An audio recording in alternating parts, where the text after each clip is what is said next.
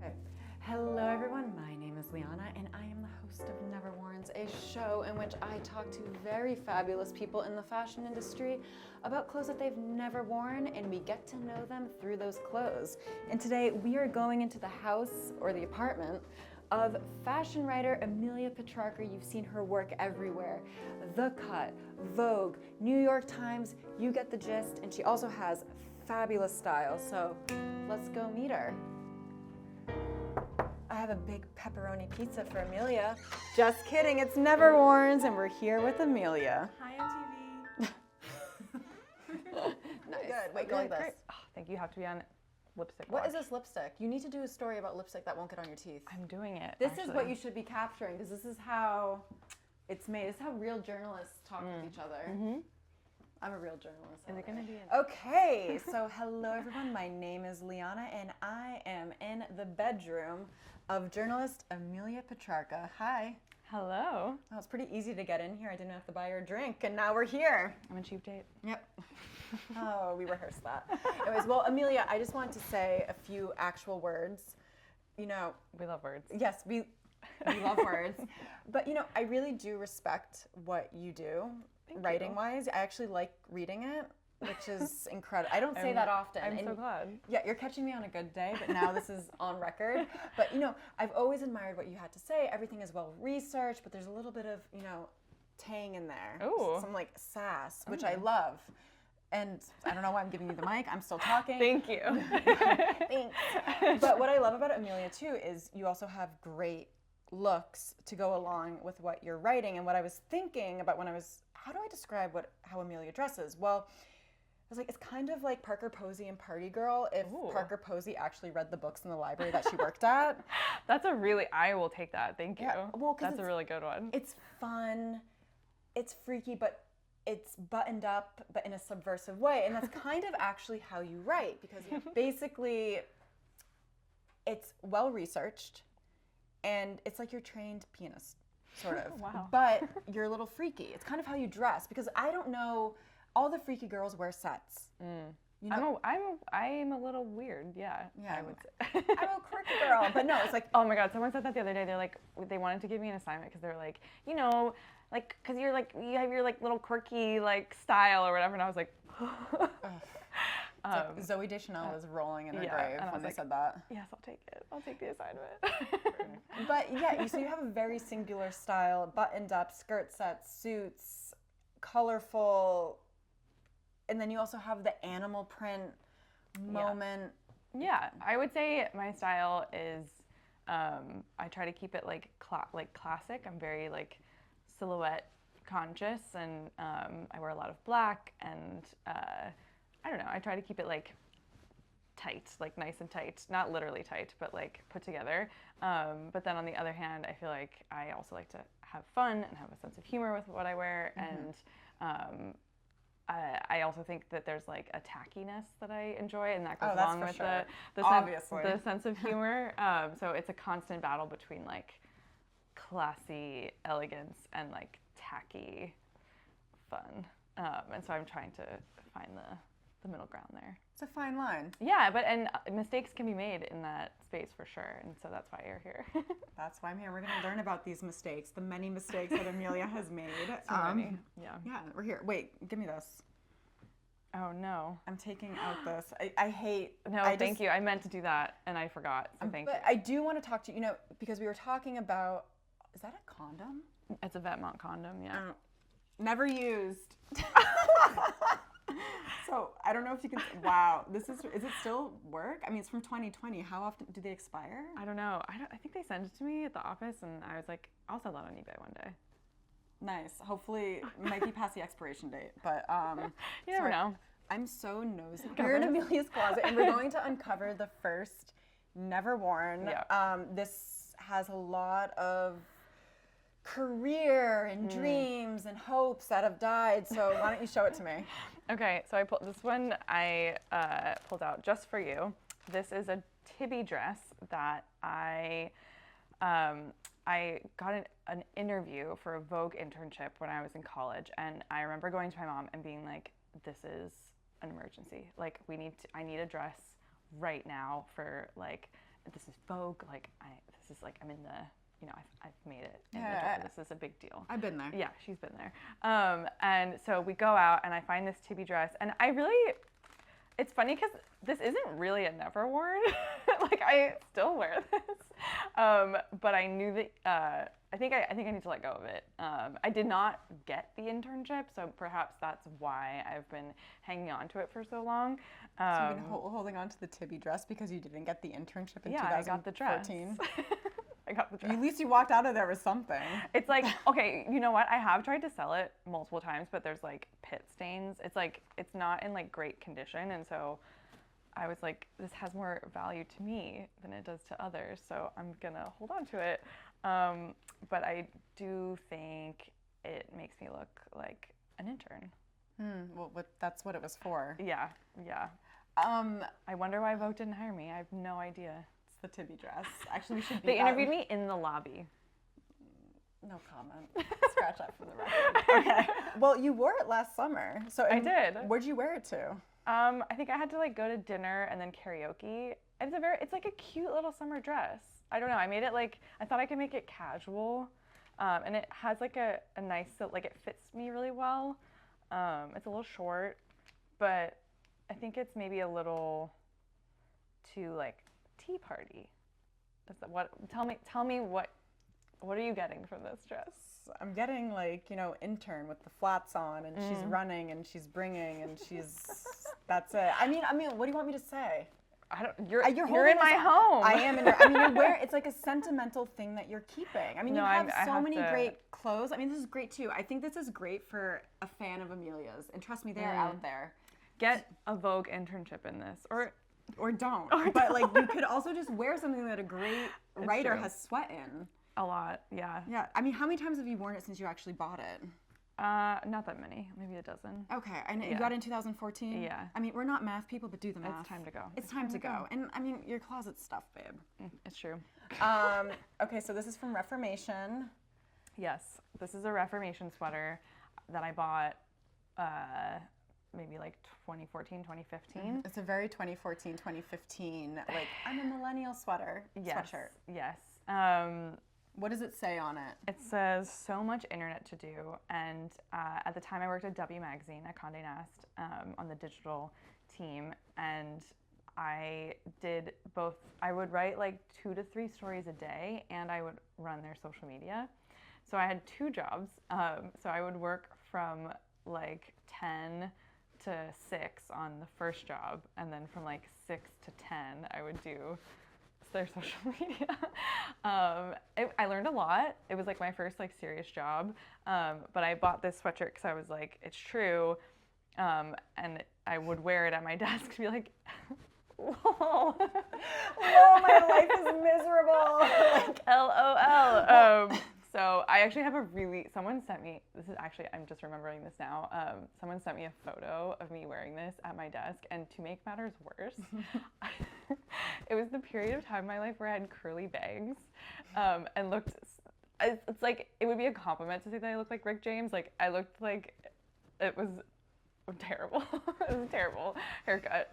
So I have curly bangs and I'm sitting in this sweatshirt, like, just, the bags under my eyes, just like, sharing on social. I don't know, I've just like never gotten rid of it. It's so, what you can tell, I've like washed it a million times. Like, it just is like a relic to me of my, like, I don't know, it's so dumb though. Like, I truly never wear this because it's too embarrassing. How much was it? I think you actually I don't even remember. paid money for this. I would say like screen printed it yourself. I know, it was probably like anywhere from like 50 to 90, which is too much. Maybe more, honestly. It's a Reformation. Reformation was expensive. I don't know if it's still. It's like tattered. I wore this thing to death, which is maybe, maybe there's not some. There's. We did all the internet. There is to be done. If you want to talk about like me trying to look hot, there's like that whole. Amelia's got to try. I'm just kidding. I'm kidding. It's a complicated subject. I mean, look at these fucking boots. Are those supposed to be hot? Yeah. I'm just. Why? It's a serious question. I'm a journalist. I'm asking you questions. Because we're kind of like from the same world of tackiness. Like, yes. There's nothing more than I love than like going to Eastern Europe and buying something leopard print. like that's You would look amazing in that jacket. Are you giving it to me? No. Oh wait, I want to describe to people who might not know what it is. Yeah. So right now we've pulled out from Amelia's closet. It's a Miu Miu leopard print puffer jacket. It's like basically shaped like a North Face short jacket. It's just basically a puffer jacket with leopard print on it that you could probably buy anywhere, but you decide to get it. Yeah, a lot of money on it. Yeah. I found it on the Real over the summer, and I stalked it for a long time. So it was on your obsessions list. It was on my obsessions list. I waited and I waited for it to get to a price that was like not cheap, but felt, that's how they get you. And I was like, I'm gonna be so smart. I'm gonna buy my winter clothes in the summer because that's when they're like cheaper, and then I won't have to like think. I think there's like some strategy to shopping off season basically. So I buy this puffer, and I put it on with my like knee-high leather boots, and I was like, yes, like this is the look for winter. And I pulled it out for the season, and I just was like, this thing is ugly. And I am filled with regret. Because it's like a one-night stand. In what way? Well, I don't know. It's like, no. I have a good okay. thing. Okay. This is like a guy who you've been, or whatever, someone who you've been crushing on for the longest time. You're like, oh my God, they're so sexy. They look interesting. I want to speak with them. I want to get to know them. Finally, you go on a date with them, and it's nothing. It's just every one of your expectations has gone to hell because it just didn't live up to, because you had high expectations. I thought it was going to change my life. I think I get suckered into leopard print a lot because I think... Because you're Italian? Yeah. And I'm like... That's the ship I'm going to go down on. That's it. No. Yeah, because I think I see it and I'm like, oh, this is like fun. It's personality. It shows that I'm like not so buttoned up. Like I think it's like I'm like, I need this in my life to balance out all the other more like uptight stuff. But then I think I fail to consider like what makes an interesting, like it's not an interesting garment. Like you said, it could be any puffer. Like yeah, it's it just could a be North Face with leopard print on it. And nobody knows that it's Miu Miu. No one gives a shit that it's Miu Miu except for me. And like, I don't know. I mean, it's well made. Like it's like nice, but I don't know. I just was like, I need to start thinking more about, like I can add leopard print to my closet, but it needs to be an interesting garment. Like the garment itself needs to be not just a puffer. These I feel like will be different. Oh, okay. So right now, these are what, Prada clown shoes is what you told me? Yes. So they're red at the tip, and they're Like leather, rubber. like a brogue. Yes. And wait, I can tell that you haven't worn them in a long time because they're Literally covered in dust. Dust on them. Yeah. So I feel like these are like, this gets into the like collector dilemma where you're like, I am a Prada connoisseur now and there's like pieces that I feel like I just must have. And what year are these from? I have no idea. So much for being a collector with facts. Yeah. I will get back to you on that. But I saw them and was like, I must have these. They're also like in the colors that I wear most often, which are black and red. And they're really cool, like objectively speaking, I think, but they're really heavy. And I have quite large feet for my stature. And so what size are you? I'm a 10. I'm not gonna body shame anyone. Holy shit, you got big I know. feet I like and you're literally don't have to hold the pole on the subway. I can just like stand there and. That's talent, and also that means Yeah. you get great shoes for less because you can never It's find a true. 7.5 Yeah. or a dainty size 8 like me. It's why I'm addicted to shoes, but I'm very conscious of what shoes I buy that make my feet. And I was just like, you know what? Like, I don't care what people like. I'm gonna wear these clown shoes. I don't care about my big ass feet. I don't care about my biggest feet. I'm gonna wear these iconic Prada clown shoes. You don't even know what collection they're from. You got dignitized. Okay, where did you buy them? The Real. Okay, that's what you said. How much were they? I don't, a couple hundred, probably. Yeah. What year did you buy them? I think like a year and a half ago, maybe. Okay, so you basically were dickmatized because you're a Prada collector. And I always tell people It's stupid. it's dangerous. Well, No. okay, I was going to use that terminology, but it's dangerous Yes, because, like, it listen, is. and then you find yourself buying things that you don't need. Like, for example, I am a Tom Ford Gucci gal, Yes. and I have gone through buying, like, the rattiest crap because I'm like, oh my gosh, Tom Ford Gucci. You I'm need like, it, yeah. It's like a fucking, like, shitty tank top. Like, who needs it? But this is an example of being stigmatized by something. I tell people when they see something that they like, you really have to envision yourself, just like think. Take a breath. I'm serious. You have to take a breath and you have to close your eyes and you have to envision yourself. And I know it's hard to do online, and often there's a pressure that comes with shopping online. Especially the real world where you're like, someone else is going to grab these in 2 seconds. Yeah, it's going to be in someone else's car, and it's a thing. But you really have to think, okay, do I really need this right now?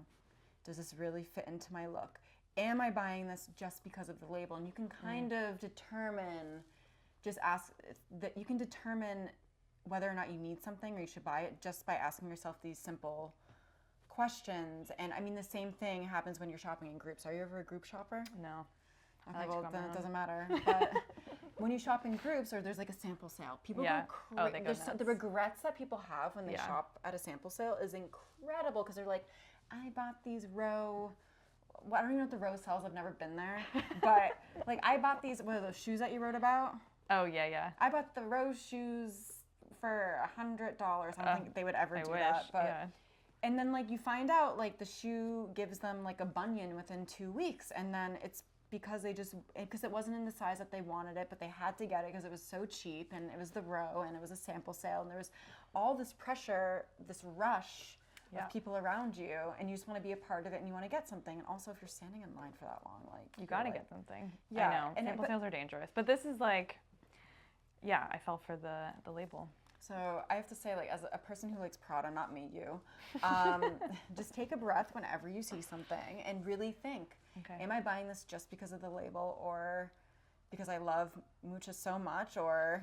I feel like it's a clinical diagnosis. The stigmatized by. But yeah, It's it's a thing. It's real. It's okay, though, but you should definitely sell these. These I are- don't need them.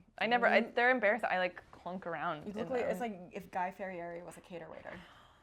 It's just, no offense. I think they're gorgeous, gorgeous shoes It's acquired that are taste. just not for me. Okay, so Amelia has one more item to show us and never forgot. worn. What is it? For my 30th birthday, I had a share-themed birthday party. And I wore this like head-to-toe gold outfit, and I obviously felt that I looked high and low and could only find this Miu Miu set, and it was way out of my budget. But I was like, what I'm going to do is I'm going to buy it, and then I'm going to flip it on the RealReal as soon as I'm done, because it was like when Miu Miu was like a hot brand, and I was like, I'm going to have no trouble. Like people I'm gonna make money off of this, you know? So that was not the case. It took me like a full year to sell it online, and I got like a good amount for the set, but the shoes, to sell them, I would get like no return on my investment, and so I was like, I might as well just wear them. Did you buy them new? Yes. Oh, wow. Yeah. Wait, where did you buy them new again? Like I went to I did get a discount on them. I bought them from My Teresa, but that's I can't believe you bought something. I know, I lost new my and mind because I was like, full. it's my 30th birthday. It was like post-pandemic, after lockdown. I was like, I'm gonna have fun and I'm gonna look great. And so I spent all this money, and then I was like, I'm gonna return it. Okay, I'm going to describe these for the people who are listening. They're like gold ballet flat style, but they have a T-strap and like this honk and a square heel. And like a cap toe. I don't know. I Yes, just the was cap like, toe. they're the only. I had to have the full. It was full look Miu Miu gold outfit. The outfit, I'm actually really sad that I sold because it's amazing. But these shoes, I just was like, I paid too much for them to sell them for nothing. So I've hung on to them. How much did you pay? I I'm have not gonna to tell ask. you. I'm not gonna tell you. Shame. It's shameful. But I need to sell them. I need to get rid of them. And there's no sentimental value because like I literally blacked out on my birthday. I don't remember. Wait, how many? You've only worn them once. Yeah, like maybe 2 or 3 times.